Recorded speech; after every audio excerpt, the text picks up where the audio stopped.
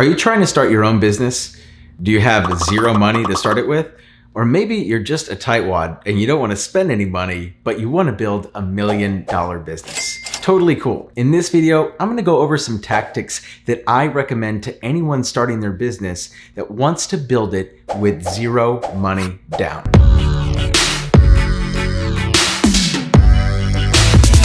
What's up everyone? Welcome back to another video. For those of you who are new to the channel, my name is Danny Gould. I'm the CEO of the Selling Silicon Valley Group. I've had a lot of experience in building my team, my organization, and my business, and I want to share it with all of you. To give you some context for today's video, last year my team did very close to 7 figures in revenue. And this year we are well on pace to do well over $2 million in company revenue. And so the whole purpose of today's video is to just share some tactics with you for anyone who's thinking about starting their own business, but they don't want to invest any of their personal money into the business. Maybe you don't have any money to invest, or maybe you're trying to do something, but you don't want to sacrifice the little nest egg that you've built for your family. And I totally respect that. I 100% get it. And what's interesting is that I graduated from Stanford in 2014. And when I graduated from Stanford, I got directly into real estate. But what's funny is that even though I had this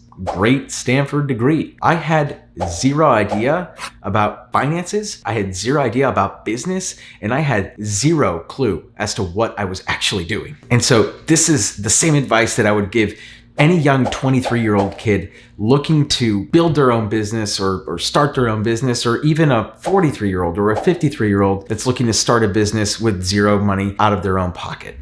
When I first got into real estate, I too had $0 to my name. I was fortunate enough to get a very small loan. It was $5,000, and not like Donald Trump, where it's like, I got a small loan of $1 million from my dad. No, it wasn't $1 million, but it was $5K. And that really helped kickstart my business. But looking back, I could have very easily done it without that $5K. And I'm gonna explain how I would have done it. If you're looking to start a business from scratch, the first question that you should be asking yourself is, do I know this business? Do I understand the mechanics and the infrastructure and the operations of this business? Or do I need to learn it? Because if you understand the operations and you understand the business, you are ahead of the game. If you need to learn the business, then my first piece of advice to you is earn while you learn. Leverage people that are doing it and latch onto them and find a way to work for them and learn while you earn. So many of you right now, I know you're watching this video right now and you are so lacking patience, it's ridiculous. You want to get there right away. What you have to remember is that the long way is usually the right way. I can think of so many industries where just becoming an assistant for cheap is so easy to do. And you can find a lot of people who are succeeding in the industry that you're hoping to get into and latch onto them, become an assistant, learn and earn at the same time. I know there's a lot of people that watch YouTube videos about drop shipping. Well, why don't you find someone who's doing it and go be an assistant for them for 6 months while you are learning about the business? Then you'll have a little bit of cash to start your drop shipping business. Or maybe you want to open your own gym. You want to start your own gym. What about becoming a fitness instructor at the highest grossing or the highest revenue gym in your area and learn the operations? You know, get in there and let the person know that runs it. Let the manager or the CEO of the gym know, like, hey, like, I want to understand the operations here, and then learn it, and then earn, stash your cash away, and then once you're done figuring out what it takes to win in that arena, then you take that cash and you go deploy it. Don't let your impatience get in the way of your success. The parable of the tortoise and the hare. Who wins? It's the tortoise. Slow and steady wins the race. Now, once you've learned the tricks of the trade, once you've gone through and really understand the mechanics of the business that you're trying to start, and that's when we get to tip number 2, which is offering free or discounted services. Now, I will be the first to admit that when I started in real estate, I made a conscious decision to offer my services for less.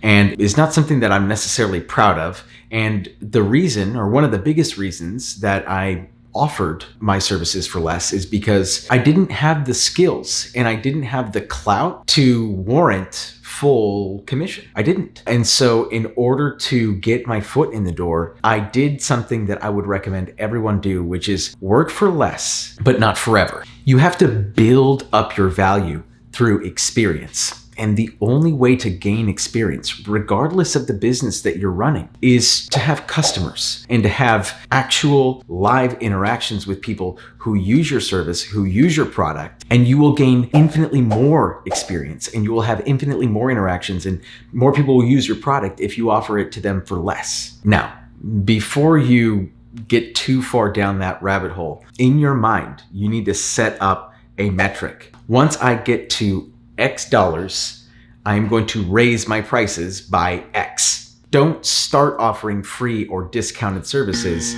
and then continue to do that forever, because you're going to build a free or discounted business. So if you want to earn what you're worth, it's totally fine to start at the beginning by offering to do things for less, because naturally as a newbie, you're going to bring less value. Like, no one is a fucking rock star the first day that they start their business. Your business is going to fucking suck the first day that you open, okay? It's just, it is. If you're starting something from scratch, it's gonna blow. But over time, you can gain that experience and you can build that value.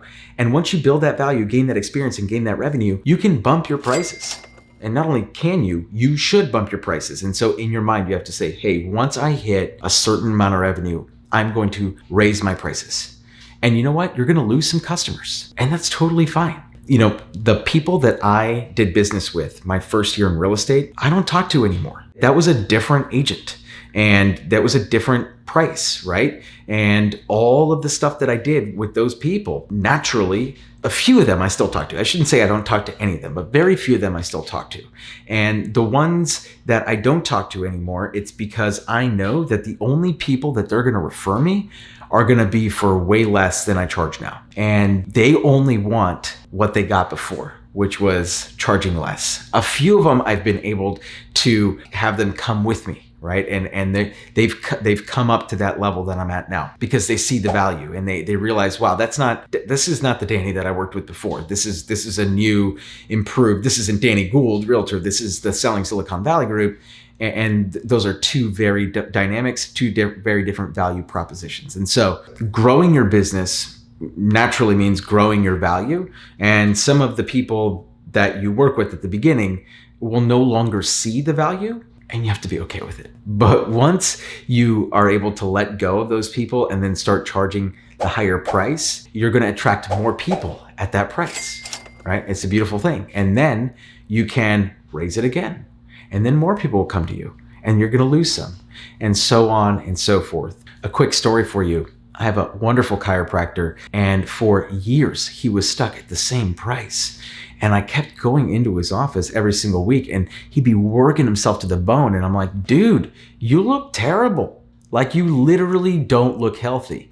And he's like, yeah, man, like, I've been working 60 hours this week. And I'm like, I know, I couldn't get on your schedule. Like, it's insane. And I told him straight up, I said, you know what you need to do? You got to raise your prices. And there was a huge fear, just a huge fear, maybe a limiting belief of his that he wasn't worth X. And I said, Kevin, the proof is in the pudding. Your schedule is booked for 60 hours this week. How are you not worth that increase in price? You're going to lose people, but your income's going to go up and you're going to have to work less hours. Okay. So eventually he took my advice. He raised his prices, and now he's raised them like 3 more times. And I'm like, whoa, buddy. No, I'm just kidding. But seriously, you know, he's lost some customers, but he's also gained new customers and he's been able to replace those. And now he has to work less hours and he makes way more income. And so I would make that suggestion to anyone who is growing their business, is that you got to set those metrics in between. It's like, once we hit X, we raise prices by X. Once we hit Y, we raise prices by Y. Now, there is one small caveat. In the previous example I just gave, this is predicated upon you having a service-based business. If you're providing a service, you can provide it for free or a discounted rate. If you're providing a product, you can provide it for a discounted rate, but inevitably it's going to take money to build that product. And so what can you do to circumvent that? Well, you can go door to door. What I would recommend anyone do is going door to door. to sell their product. It is very easy to do. It's hard, right? But it's simple. I should say it's simple. The execution is simple. You go door to door to door to door, and you get people to sign up for a product that they will receive in 30 days, in 60 days, in 90 days. And you take all that cash and then you go make that product, right? So you have everything lined up to make the product, and then eventually take all that money that you made in pre-sales and then put it into the actual production of that product. It's the same concept as crowdfunding, Kickstarter. You could totally use Kickstarter. In fact, Kickstarter is essentially the digital version of what I just described. Finally, my third tip for anyone who's starting their business with zero money out of pocket is to master the sales side of your business and then ultimately delegate it to a commission-only person. Let me explain. You, as the CEO and founder of your business, you're always going to be the best possible salesperson for your business. No one should be better at selling your product, your service, your good than you. If someone is better at it than you are, then maybe you shouldn't be doing this, because truthfully, all business people need to be good at selling what they're offering. But once you've mastered, or once you fully understand how to sell the product or how to sell the good or how to sell the service, you, in order to get your business off the ground, should hire a salesperson. Train them in every facet of the role in which it takes to get the client from point A, which is knowing nothing about your product or nothing about your service, all the way to Z, which is signing up or buying or pressing the buy now button, whatever it is. Find someone that you can teach and then put them on a commission-only structure. Now, the thing with commission-only is it's gotta be lucrative for the salesperson. You've got to be willing to give up a little bit more than you would normally give up. But the upside to this is that there is zero overhead out of pocket. If you find a salesperson that agrees to commission only as an independent contractor, that is where the true magic happens, because these people are incentivized for you to win. They're incentivized to go out there and make commission. Now, it is totally up to your discretion as to how much commission to give, but when you're sitting there with that salesperson, keep in mind that they're only going to want to work for you if they see a really huge upside to them taking a job with zero job security, basically, right? Like there's zero safety blanket. Now there's a lot of crazy and great salespeople out there that are willing to do that and willing to take that chance. So if you find someone that's good, that's hungry, and that is willing to take you up on that type of structure, I would highly, highly recommend that you do it. Now, by the way, you want to make sure that you talk to an attorney or someone that can guide you into figuring out how to structure that. You might need to bring them on as a sales partner into the organization and have them participate in X amount of the revenue of the company. Now, keep in mind, this isn't going to be for every salesperson. This is going to be for your first salesperson. And then once they bring more revenue into the company, then you can restructure everything and make them a regular employee. But for the time being, they should be like the CMO of the company and should participate in X% of the revenue share. And then that way, there are no sort of legal issues in terms of employment, right? So you want to make sure that you are doing things legally and fairly, of course. So make sure that you talk to someone that knows what they're doing and knows how to structure those types of arrangements so that you're not getting yourself into trouble. And finally, my fourth bonus tip for anyone who's starting their business from scratch with $0 is eventually you're going to get a little bit of revenue.